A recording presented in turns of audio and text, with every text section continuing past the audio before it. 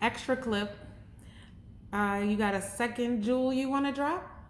Okay, this goes to local artists. Local artists. Okay, listen up to me. So I remember I was in a town hall meeting at a club called Dream, and basically a lot of artists had a lot of complaints and disputes with like DJs, party promoters about why they not getting played or why they not doing this, why they not doing that. I'm gonna give you the game right here. This is what happens. Okay, so y'all sit here and y'all sit there and say, how come we play industry people? Now, I speak on relationships. Everything's about relationships, right? So you wonder why I won't play the kid from North and Longwood, but I'll play the industry dude that I never met before. It's because that industry dude has a middleman. That's an A&R. And that's what I said, I have a relationship with the A&R. Like, it's a big A&R here in Baltimore. Real tight with him, though, about 13, 14 years. That's my guy. If he need a record spit, I play it for him, I film it, send it off to him.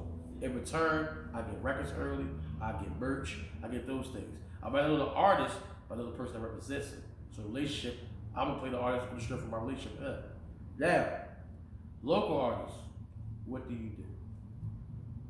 You have an advantage over any major artist. You can be direct with your contact with the DJ. Because every day we get emails flooded from A&Rs, record labels, and everything. So we get swamped every day. What makes sure it stand out? You just gonna be lost in the shuffle. And it might not even be on purpose, but you don't stand out and properly communicate or introduce yourselves, whereas though we can look out for it. Like hypothetically, let's say Tim from Emerson Village. I'm using a hypothetical. Tim from Emerson Village. He pulls up with me a club and listen on Fridays. And he'll sit there and say, hey, I'm Tim, blah, blah, blah. Nice to meet you, da, da, da. I would love to, you can check my music, blah, blah, blah. I'm like, all right, cool. He's like, hey, boom, you better go to the bar, like, you drink something, give me a drink. I'm like, all right, cool. Young cat, got some respect, mannerisms, probably communicate. Let me hear the kid. So I might listen to you. Might listen to you that day. Maybe a couple days listen to you. All right, Tim, we got something. Cool. All right, bet. Come to another spot, DJ that. Pull up on me. Hey, Tim, what's up, boy? You good? I remember you. Yeah, da, da, da. All right, cool. What's that record? All right. You got something else? That's one people go wrong. Right there. One phase you go wrong. You'll have a good record. It won't be labeled. You don't have nothing coming behind you because you gotta say this society, this business, when you hear something you like, the next thing you like, what else they got? Agreed. What else you got? What else you got? So if you ain't ready for that, you'll be a flash in the pan. But back to the relationship. So you tempt her.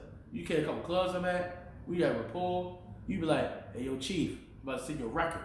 Alright, cool. Even through all the flooded records, I'm looking for Tim record. You know why? Because I built a rapport with Tim. I'm looking for Tim. So then when the Tim record come, I'm like, alright, cool. What's my Tim put your side and make it sound like. And I give my artist feedback. That's direct. There's no middleman between us. No, Tim was consistent. And Tim is consistent, Tim's persistent, and Tim built a relationship.